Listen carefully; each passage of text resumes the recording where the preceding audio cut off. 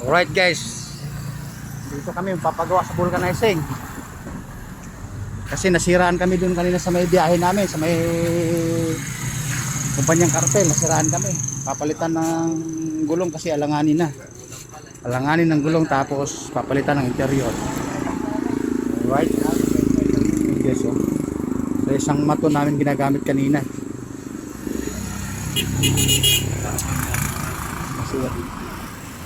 Obligado namin papagawa guys kasi mamayang gabi ahakot na naman kami ng karton. Obligadong papagawa namin at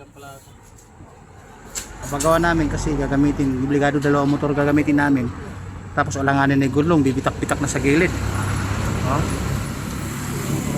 Ayan yung boss. Suwagin natin si boss. Alright. Oh, alanganin na guys, paikot na yung ano, bitak. Pero guys, ito bago yung interior. Kasi pinagtsagaan lang nga namin noon na nasa deliver kami nung nakarang linggo. Napagtsagaan namin.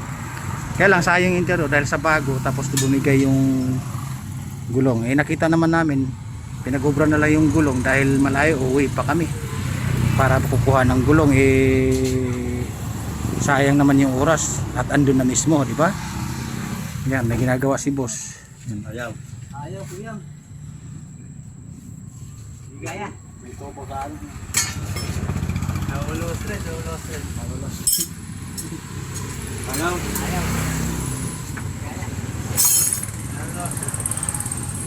Meron ko bang ibang gawaan dito doon? Sakya. Ayaw, ikaw na andun.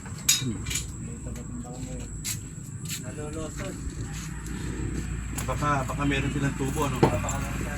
Ang guess kasi nga, nilulugan yata yung ihi. Tapos pwede palitan ng kwan. Diba pinabibili naman?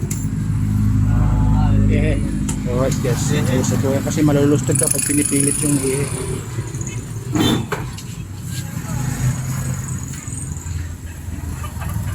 Ito boss, papalitan lang yung gulong.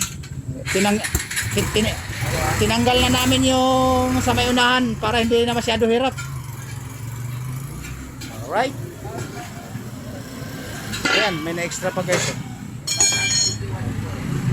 Mga madaman sir, kaway-kaway, 4 na channel pupuntahan natin din eh. Yes, yan. Okay, salamat. Okay, kita mo na ba? Boss, kita mo na pag vlogger talaga. Mayroon naman iba. Pag na-counter namin, mahihain sa camera. Yun naman, masyadong kung sumunggab sa camera eh. Alright. Guys, ito yung yung nakaraang linggo na bumiyahe kami. Pinagtsagaan nila yung gulong. Pero boss, bago yung interior niyan. Iwan ko kung may butas yung interior na sigurado kasi nga umimpis eh. Hindi naman siya sumabog eh. Hindi. Pero bago yung interior na yan. Kaya nagdala rin kami ng interior na makunat. Kasi interior natin dala. Andun pala. Kunin ko guys ito.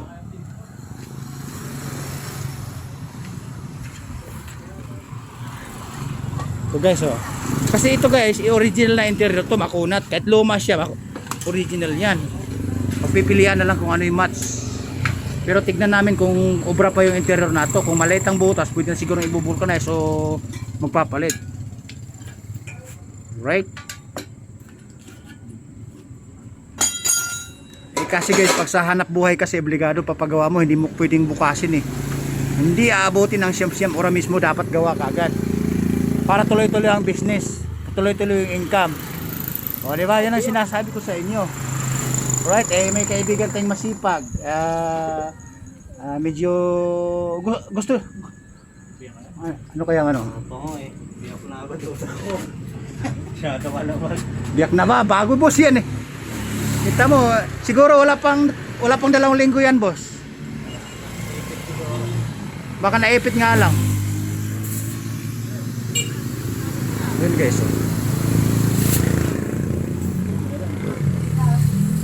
siguradong may butas yan kasi nga ni-running flat namin eh.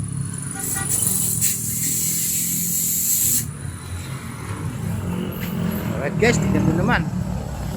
Basic na basic. Ayun na, isa yan. Isa lang? Naipit lang eh. Yun. Dito, wala naman dito eh. Ayun, yan lang, isa lang.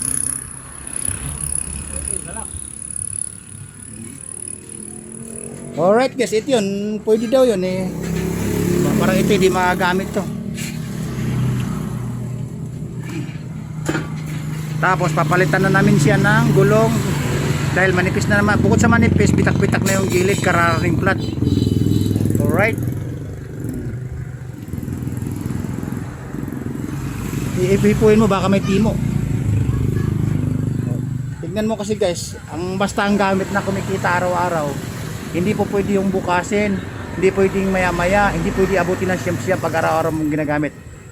Lalo na sa panghanap buhay at araw-araw kumikita, araw-araw magkakain ka. Obligadong paggawa mo siya. Kasi galing nga kami sa biyahe kanina. Nag-running flat po yan. Yung isa, yun kasama yun sa kanina dun sa may biyahe din. Dalawang motor kami at saka may trolley yan. Ito sa may kulong-kulong lang, sa may sidecar lang, pero nag-running flat kasi may depekto nga yung gulong. Right? Ito guys, sinasalang na ni boss yung ano natin, yung interior. Medyo pinakinis pa para painitan na lang. Alright? Pag uminit yan, dire-diretso ang loto. Daig pa yung pinirito.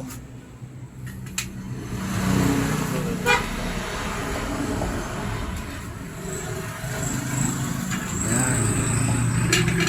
Okay? Alright. Ayan, papainitin lang guys. Tapos isi-switch din eh. Iyon yung switch. Yan yung matic. Ayun. Doon pala. Alright. Pero boss, yung anong interior nan, ano lang yan, parang local lang yan, ano? Yun yung parang siyang malutong kung tawagin. Oo. Kaya nagdala ako ng makunat eh. Sir, madam eh. Guys, dito pag rush hour, marami nang sasakyan dito. Two-way lang po ito, ayun oh. Ang maganda lang kasi dito guys, malayo sa bahayan, mahangin.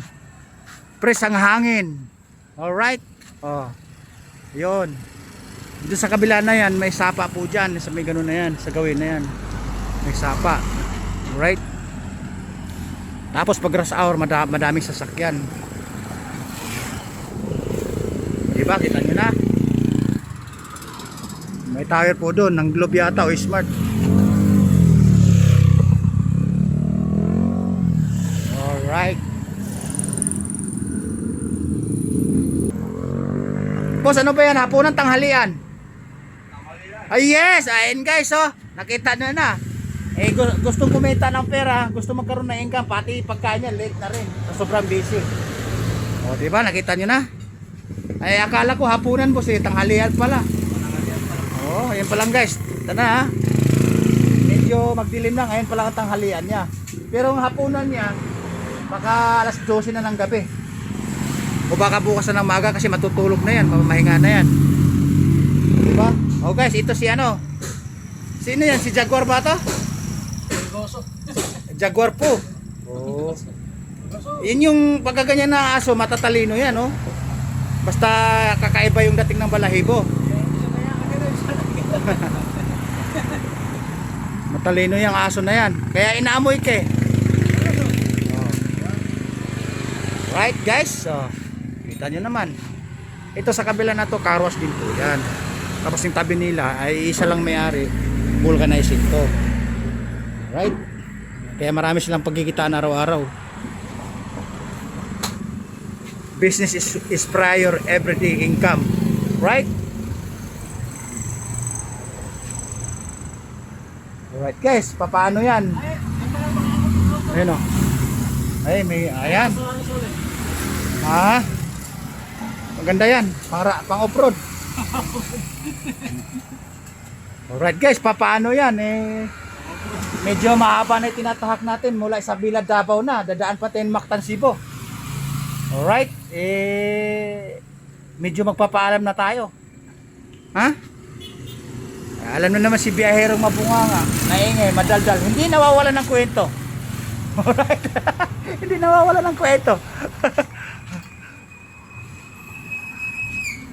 Alright, boss. Boss, ibababa natin yung ano natin. Camera natin. Baka may shoutout ka, boss. Shoutout sa mga kakilala. Wala?